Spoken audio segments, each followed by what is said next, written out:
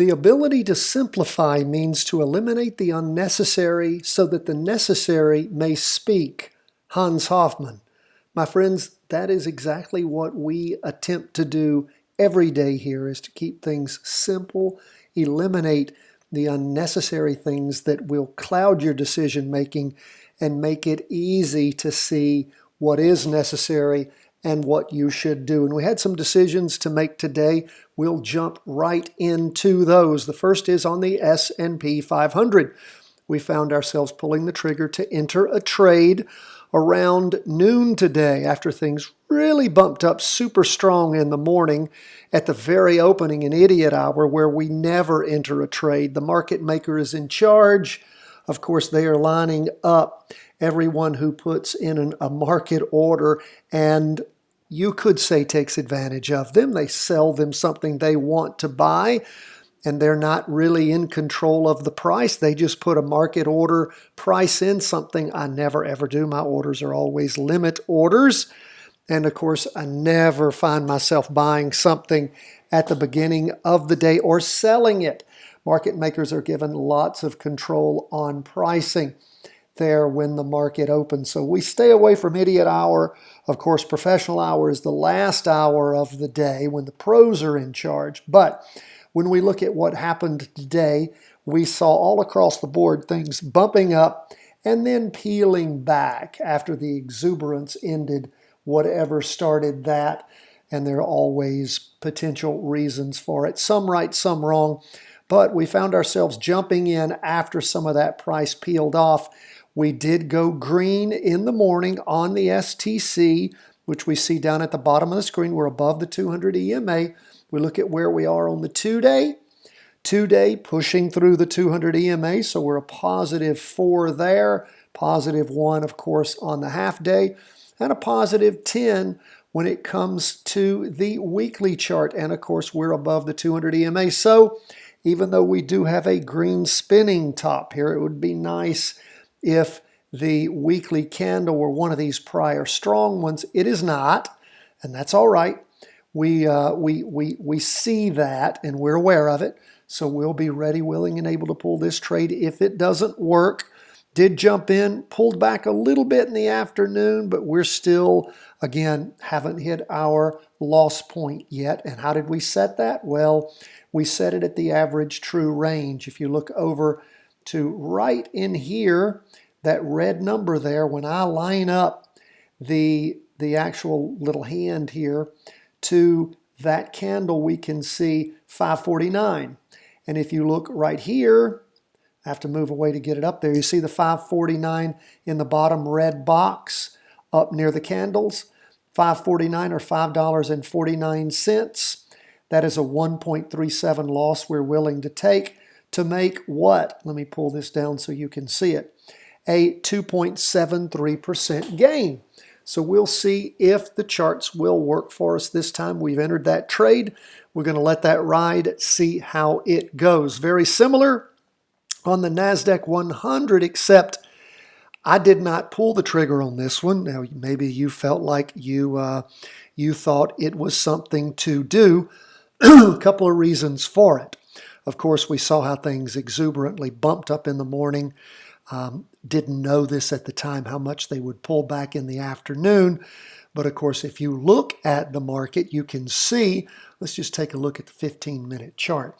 You can see where in the morning things bumped up and then everything else read down candles. Now, I don't typically get into the smaller charts, but I am interested when you see such big movement up, excuse me, in the morning. The other thing I'm interested in too is this 2-day. We look at where we are on the 2-day chart, and we're well below the 200 EMA. Quite in the negative there. Still green on the STC, but negative there. We look at the weekly, and of course we've got that green spinning top. We are above the 200 EMA.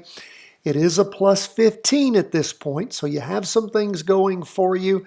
And again, not faulting anyone who did this trade. We'll see if it works.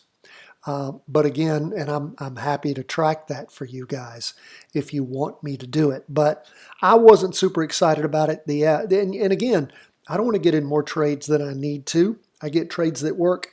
I'm happy with those. Let's go on to bonds.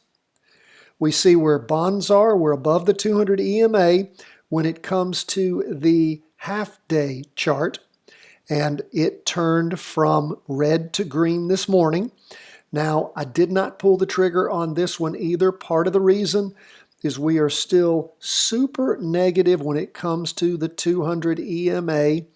Again, may continue to see up movement there. We are green on the STC on the 2-day chart. What about the weekly?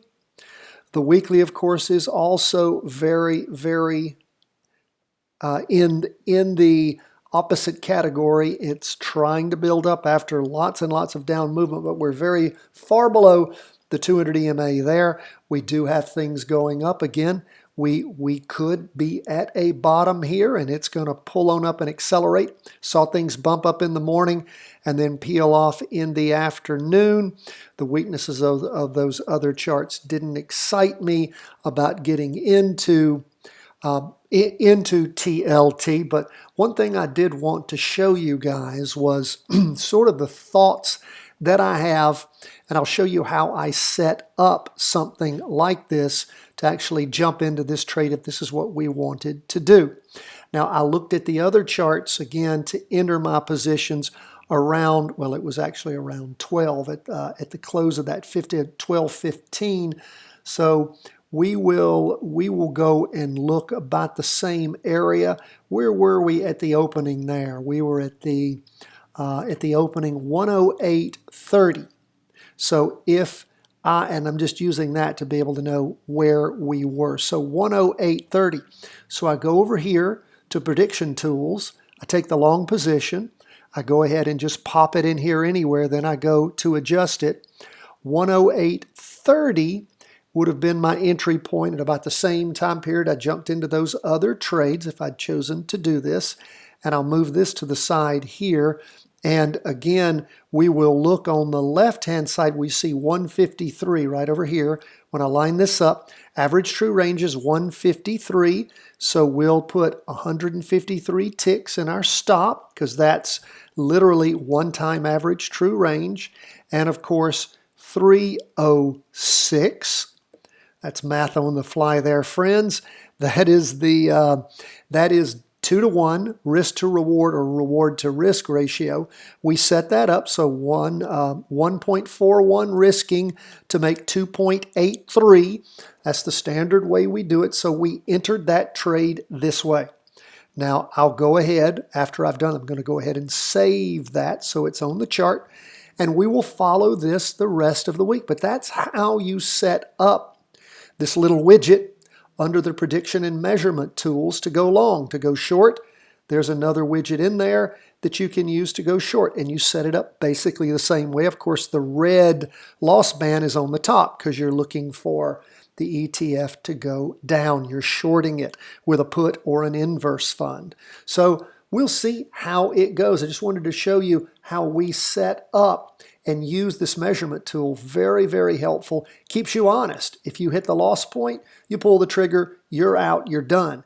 You hit the profit point, you pull the trigger, take the win, get out. In fact, you go ahead from right after you enter your trade, you go ahead and put in the profit in a good till canceled sell order at that profit amount when it hits that 111.31 or whatever it is. So again, you're going ahead and locking that in from the beginning.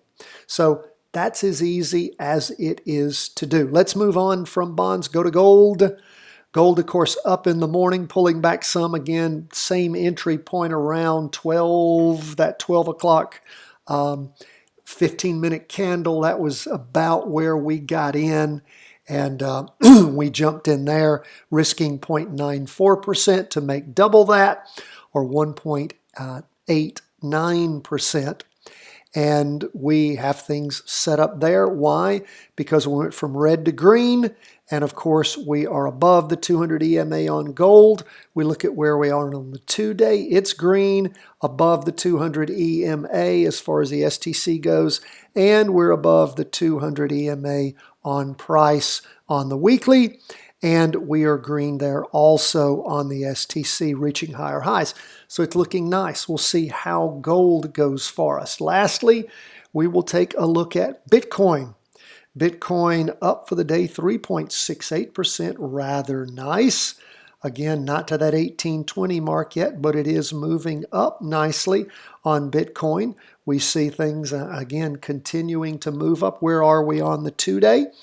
2-day is in the green on Bitcoin, continuing to move up. Now, of course, when we look at that half-day chart, let's scope that in a little bit for you. We see we're still well below that 200 EMA, so we're not going long on any of that yet. But things are trying to recover some in Bitcoin. We look at where we are on the weekly, and of course, we had that huge down move. We've recovered some of that. Again, a lot of shakiness, weariness, and worry about where Bitcoin is, but we do have going into the second week of some up movement. We've seen a couple to 4 weeks of movement before, and then what? Hammer downs again, so a little bit of trepidation, not a bad thing to have. That's where we are, folks, as we end the day. We so appreciate you being with us. We always love to hear from you. CW@chartingwealth.com. Let's see how these trades go. God bless. All the best from the whole team at Charting Wealth World Headquarters.